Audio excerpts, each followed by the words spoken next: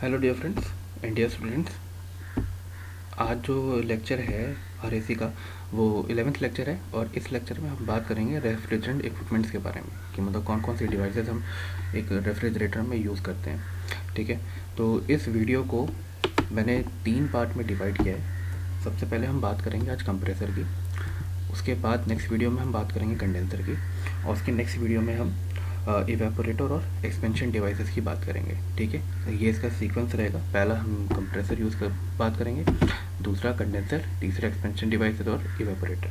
ठीक है, तो इस वीडियो में जैसे कि पहले एक वीडियो थी जिसमें आया था, मैंने बताया था कि वेपर कंप्रेशन सिस्टम काम कैसे करता है, तो उसी के जितने इक्विपमेंट्स थे वो सारे यहाँ पे यूज़ किए जा रहे हैं। ठीक है, वेपर कंप्रेशन जो रेफ्रिजरेशन सिस्टम होता है वो डोमेस्टिक रेफ्रिजरेटर के लिए यूज़ होता है, जो हम नॉर्मली अपने घरों में जो फ्रिज होता है उसमें भी देखते हैं उस चीज़ को। तो उसमें 4 कंपोनेंट्स यूज़ होते हैं: कंप्रेसर, कंडेंसर, एक्सपेंशन डिवाइसेस या फिर थ्रॉटलिंग वाल्व हम जिसे कहते हैं, और इवेपोरेटर। तो इन चारों के बारे में हमें पढ़ाई करनी है। तो आज जो टॉपिक लिया है वो है कंप्रेसर का। कंप्रेसर जो है वो उसको हम 2 तरीके से डिवाइड कर सकते हैं। इसके कई सारे बेसिस हैं डिवीज़न के, बस मैंने ये वाला डिवीज़न लिया है कि कैसे डिवाइड हमें करना है, और इसमें मैं आपको कुछ कंप्रेसर्स के बारे में बताऊंगा भी कि कैसे ये वर्क करते हैं। ठीक है, तो कंप्रेसर्स को 2 तरीके से डिफाइन किया हमने, एक है पॉजिटिव डिस्प्लेसमेंट और एक है डायनामिक। पहला पॉजिटिव डिस्प्लेसमेंट कंप्रेसर, दूसरा डायनामिक कंप्रेसर। ठीक है, अब इस कंप्रेसर में दोनों में डिफरेंस क्या है। जो पॉजिटिव डिस्प्लेसमेंट है, क्वेश्चन ये आता है कि इसे पॉजिटिव डिस्प्लेसमेंट कंप्रेसर क्यों कहा जाता है। ठीक है, तो पॉजिटिव डिस्प्लेसमेंट में जैसे कि आप देख सकते हैं कि हमारे पास 2 टाइप्स हैं, एक है रेसिप्रोकेटिंग और रोटरी। ठीक है, तो रेसिप्रोकेटिंग को जब हम बात करते हैं यहाँ पे हमें आप आगे और पीछे जाने का मोशन याद आता है। मतलब हम पिस्टन की बात कर रहे हैं, बेसिकली पिस्टन की बात करें। पिस्टन में क्या होता है कि जैसे पिस्टन के हिसाब से आपको पॉजिटिव डिस्प्लेसमेंट का पता लगेगा कि पिस्टन में हम एक तरफ से किसी चीज़ को हम अंदर की तरफ सक कर रहे हैं और फिर दूसरी तरफ से उसको डिस्चार्ज कर रहे हैं। ठीक है, यानी कि जो वॉल्यूम कंटेनर में आ रहा है वो कांस्टेंट है। ठीक है, वॉल्यूम जो आ रहा है वो कांस्टेंट है, इसीलिए इसका नाम जो है वो पॉजिटिव डिस्प्लेसमेंट पड़ा है। जैसे कि अदर में जो सेंट्रीफ्यूगल कंप्रेसर जब हम बात करेंगे तो आपको समझ में आएगा कि जो वॉल्यूम आ रहा है वो कांस्टेंट नहीं रहता उस टाइम पे। ठीक है, जबकि रेसिप्रोकेटिंग और रोटरी में जो वॉल्यूम आ गया वो हमेशा कांस्टेंट रहता है। ठीक है, वो कभी चेंज नहीं होगा। ठीक है, इसी वजह से इसका नाम पॉजिटिव डिस्प्लेसमेंट पड़ा है। अब जैसे कि मैं रेसिप्रोकेटिंग कंप्रेसर की बात कर रहा हूँ, तो रेसिप्रोकेटिंग कंप्रेसर में आपको याद आ रहा होगा कि एक हमारे पास सिस्टम रहता है जिसमें हम पिस्टन यूज़ करते हैं। ठीक है, पिस्टन को यूज़ करते हैं और यहाँ पे 2 वॉल्व लगे होते हैं एक होता है सक्शन वॉल्व और एक होता है डिस्चार्ज वॉल्व। ठीक है, ये मैंने ले लिया सक्शन वॉल्व और ये ले लिया डिस्चार्ज वॉल्व। ठीक है, अब देखिए जब piston up and down motion करेगा तब ये वॉल्व्स पर्टिकुलर डायरेक्शन में खुलेंगे। ठीक है, पर्टिकुलर सीक्वेंस में खुलेंगे। सबसे पहले चलिए ये देखते हैं कि जब ये पिस्टन नीचे की तरफ जाता है ठीक है, फर्स्ट स्टेप जब पिस्टन नीचे की तरफ गया, तो इसमें क्या हुआ, जैसे ही ये पिस्टन नीचे की तरफ गया ये सक्शन वाल्व खुला। ठीक है, यहाँ से एक टैंक जुड़ा हुआ है जिसका लिक्विड हमें कंप्रेस करना है। ठीक है, लिक्विड है या गैस है जो भी है, हमें उसे कंप्रेस करना है। ठीक, तो वो गैस या लिक्विड गैस अंदर की तरफ आई, इस डायरेक्शन में जाएगी। जैसे ही ये पिस्टन नीचे की तरफ जाएगा तो यानी कि यहाँ पे वॉल्यूम इंक्रीज होगा। ठीक है, मतलब यहाँ पे जो प्रेशर है वो डिक्रीज़ हो रहा है ना, प्रेशर डिक्रीज़ हो रहा है। ठीक है, इस प्रेशर को डिक्रीज़ होने की वजह से यहाँ से जो भी हमें सक्शन करना है वो सक्शन अंदर की तरफ जाएगा। ठीक है, सक्शन अंदर की तरफ जाएगा। जब ये पूरा सक्शन अंदर की तरफ आ गया, ये गैस पूरी अंदर की तरफ आ गई, ठीक है, तो ये सक्शन क्लोज हो जाएगा, है ना, ये वॉल्व क्लोज हो गई और ये पिस्टन नीचे से फिर ऊपर की तरफ जाएगा। ठीक है, अब चूंकि पहले प्रेशर डिक्रीज हुआ तो इसलिए इसके अंदर गैस भर गई। अब ये दोनों वॉल्व यहाँ पे बंद है, यानी कि ये जो पिस्टन है ये नीचे से ऊपर की तरफ जा रहा है। जब ये पिस्टन नीचे से ऊपर की तरफ जाएगा तो अब दोनों वॉल्व ऊपर से क्लोज हैं, यानी कि गैस अंदर की तरफ कंप्रेस होगी, यानी कि उसका प्रेशर डिक्रीज होगा। ठीक है, उसका प्रेशर डिक्रीज होगा तो टेम्परेचर भी डिक्रीज होगा, यानी कि अब हमने गैस को अच्छे से कंप्रेस कर लिया है। अभी हाई प्रेशर और टेम्परेचर पे है। फिर जब ये सीक्वेंस पूरा करता है, इसके बाद ये पिस्टन नीचे की तरफ जाता है और ये डिस्चार्ज वाल्व खुल जाता है। तो ये जो गैस है ये डिस्चार्ज वाल्व से दूसरे टैंक में आ जाती है, जहाँ पे ये हाई प्रेशर और हाई टेम्परेचर पे होती है, यहाँ ये लो प्रेशर और लो टेम्परेचर पे होती है। ठीक है, तो ये कंप्रेसर का काम होता है कि कंप्रेसर को कंप्रेसर हम इसीलिए यूज़ करते हैं कि ये गैस को का प्रेशर इंक्रीज़ करे और उसका टेम्परेचर भी इंक्रीज़ करे, और इसी केस में वॉल्यूम डिक्रीज़ होता है। हाउएवर इन केस जब हम नेक्स्ट जितना जो वॉल्यूम इस केस में यूज़ हुआ था उतना ही वॉल्यूम दूसरे केस में भी यूज़ होगा, क्योंकि पिस्टन की जो डायरेक्शन है, मूवमेंट है, वो रेस्ट्रिक्ट है, वो अप एंड डाउन हो सकता है, और कितनी अप एंड डाउन हो सकती है वो भी रेस्ट्रिक्ट होती है ये, ठीक है। इसलिए इसमें वॉल्यूम जो है वो हमेशा कांस्टेंट रहेगा, ठीक है।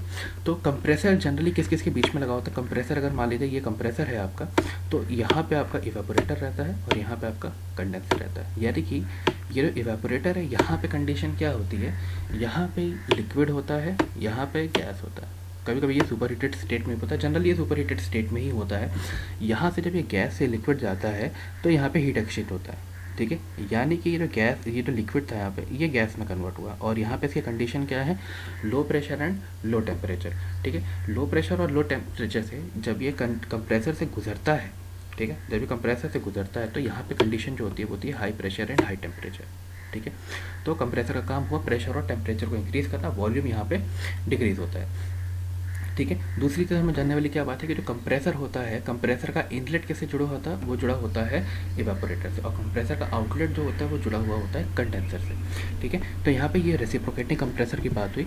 नेक्स्ट देखिए, यहाँ पे ये सेंट्रीफ्यूगल कंप्रेसर है जो कि पॉजिटिव डिस्प्लेसमेंट नहीं होता। क्यों नहीं होता? क्योंकि अभी आपको पता लगेगा, इसमें जो वॉल्यूम होता है वो कभी भी सेम नहीं रहता। हर बार जो वॉल्यूम आता है वो सेम नहीं रहता, कभी ज़्यादा भी हो सकता है, कभी कम भी हो सकता है, ठीक है।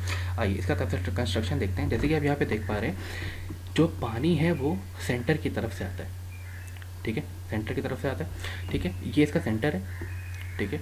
यहाँ पे ये इसका इम्पेलर और रोटर है, पूरा ये पार्ट इम्पेलर और रोटर है, ठीक है। ये इम्पेलर की केसिंग है, ये इम्पेलर की केसिंग है, ठीक है। और यहाँ से रेफ्रिजरेंट बाहर की तरफ जाता है, यहाँ से रेफ्रिजरेंट अंदर की तरफ जाता है, ठीक है। ये इसका वेन है, ये वेन है। देखिए अब क्या होता है इसमें कि जब सेंटर से वाटर आता है, नीचे से ऊपर की तरफ आता है, ठीक है, नीचे से ऊपर की तरफ आता है, रेफ्रिजरेंट इन किया हमने यहाँ से, ये सेंटर से ही पानी ऊपर की तरफ आ रहा है। जैसे जैसे पानी ऊपर की तरफ आता है ये एंटी क्लॉकवाइज डायरेक्शन की में घूमने लगता है, एंटी क्लॉकवाइज डायरेक्शन में ये घूमने लगता है, ठीक है। और एंटी क्लॉकवाइज डायरेक्शन की घूमने की वजह से देखिए, अब जो ये एयर है, इसका जो एरिया है ये देखिए कभी भी कांस्टेंट नहीं है, ये नैरो से इंक्रीज़ होता हुआ जा रहा है, ठीक है। तो ये जब मूव करता है तो ये मूव करता रहता है, और हाई जब इसका प्रेशर बढ़ता है तो ये फिर बाहर की तरफ निकलना शुरू करता है, ठीक है। ये एक्शन कैसा है? सेंट्रीफ्यूगल एक्शन है, इसीलिए इसका नाम क्या पड़ा है? सेंट्रीफ्यूगल कंप्रेसर, ठीक है। सेंट्रीफ्यूगल एक्शन है ये, ठीक है। ये यानी ये खिंचता हुआ जाता है, जिसकी वजह से इसका जो प्रेशर है वो इंक्रीज़ करता है। हमें क्या चाहिए? हमें प्रेशर ही इंक्रीज़ करना है। बेसिकली कंप्रेसर का काम प्रेशर इंक्रीज़ करने का ही है, ठीक है। तो इसी वजह से इसके सेंट्रीफ्यूगल मोशन की वजह से, और ये एरिया जो है ये नैरो से ब्रॉडन होता जाता है, इसकी वजह से इसका जो प्रेशर है वो इंक्रीज़ करता जाता है, ठीक है। प्रेशर इंक्रीज़ करने का ही काम होता है सेंट्रीफ्यूगल कंप्रेशर का। दूसरा ये जो एक्शन है इसका, ये सेंट्रीफ्यूगल है और एंटी क्लॉकवाइज डायरेक्शन में यूज़ हो रहा है, ठीक है, इसलिए इसका नाम सेंट्रीफ्यूगल कंप्रेसर पड़ा। नेक्स्ट जो हम देख रहे हैं वो है रोटरी कंप्रेसर, ठीक है। रोटरी कंप्रेसर भी पॉजिटिव डिस्प्लेसमेंट कंप्रेसर होता है। इस कंडीशन में क्या है, देखिए सेम आपको वही चीज़ पता लगेगी। देखिए यहाँ पे ये है डिस्चार्ज वॉल्व, ये है सक्शन वॉल्व, ये फिक्स वेन लगा है यहाँ पे, ये वेन लगा है यहाँ पे, ठीक है। और ये रोलर है यहाँ पे, ये सिलेंड्रिकल ब्लॉक है। अब कंडीशन क्या है कि यहाँ से सक्शन हो रहा है, यानी कि यहाँ से रेफ्रिजरेंट इन हो रहा है, ठीक है। रेफ्रिजरेंट इन हो रहा है, तो अब यहाँ पे देखिए एरिया कम है, यहाँ पे एरिया ज़्यादा है, ठीक है। तो जैसे ये सक्शन इन करता है, इसकी वजह से ये रोलर क्या है, नीचे की तरफ ऐसे रोटेट करना शुरू करेगा, ठीक है। ये ऐसे रोटेट करना शुरू करेगा, तो यहाँ पे जो एरिया है ये देखिए धीरे धीरे बढ़ने लगा, एरिया जो है धीरे धीरे बढ़ने लगा, है ना, एरिया धीरे धीरे बढ़ने लगा। अब ऐसे ही जब ये यहाँ पे आएगा तो इतना पूरा जो स्पेस है वो गैस से भर जाएगा, और हर बार हर केस में इतना ही स्पेस भरेगा, ठीक है। इसीलिए इसको कांस्टेंट वॉल्यूम कहा गया है। जब ये यहाँ पे भरेगा, ठीक है, तो इतना गैस हमने भर लिया। अब ये जो वॉल्व है ये हो गया क्लोज, ठीक है, ये वॉल्व हो गया क्लोज यहाँ पे। तो अब देखिए ये गैस यहाँ पे है, अब जब ये रोटेट करना शुरू करेगा तो ये जो स्पेस है ये धीरे धीरे डिक्रीज कर, मतलब इसी कंडीशन में ये आने लगती है। अब देखिए एक सर्कल यहाँ पे पूरा कंप्लीट हुआ, अब दूसरा सर्कल फिर से शुरू हुआ, बस कंडीशन ये है कि अब यहाँ पे ये वॉल्व बंद हो गई है। जैसे ही ये वॉल्व यहाँ पे बंद हुई तो अब जो गैस है स्पेस के अंदर वो कहीं बाहर नहीं जा सकती, ठीक है। तो जैसे जैसे रोलर इस तरीके से मूव करेगा तो ये धीरे धीरे गैस जो है, अब देखिए वॉल्व क्या है नीचे की तरफ है, तो ये गैस जो वॉल्व है ये यहाँ पे आके फंस जाएगी, ये यहाँ पे आके फंस जाएगी, है ना। ये पूरा स्पेस जो है ये पूरा गैस से भर जाएगा और इसका जो प्रेशर है यहाँ पे इंक्रीज होने लगेगा, क्योंकि अब इसके पास कोई स्पेस नहीं है और ये रोलर ऊपर की तरफ आता जाएगा, है ना।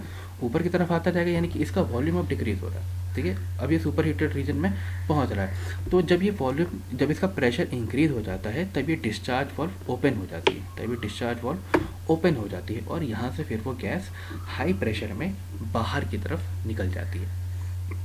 वैसे कि रोटरी कंप्रेसर के कई सारे टाइप्स होते हैं, उसमें गियर टाइप कंप्रेसर भी है, कई सारे कंप्रेसर है, बट हमने यहाँ पे एक जनरल आइडिया लिया है कि ये कंप्रेसर काम कैसे करता है, ठीक है। तो आज की इस वीडियो में हम केवल इन कंप्रेसर्स के बारे में जानते हैं। हमने क्या जाना कि कंप्रेसर की वर्किंग क्या होती है, कंप्रेसर किस किस चीज़ से जुड़ा होता है, ठीक है, कंप्रेसर कितने टाइप के होते हैं और कुछ कंप्रेसर जो मेन कंप्रेसर हमने उनकी वर्किंग जानी, ठीक है। तो आई होप आपके लिए ये वीडियो बहुत हेल्पफुल रही होगी। कोई भी अगर आपको डाउट होगा तो आप कमेंट सेक्शन में ज़रूर कमेंट करिएगा कि आपको क्या डाउट था, मैं आपको उसको रिप्लाई करूँगा। और अगर आपको वीडियो अच्छी लगी हो तो आप इसको लाइक करें, सब्सक्राइब करें और शेयर करें। Thank you very much.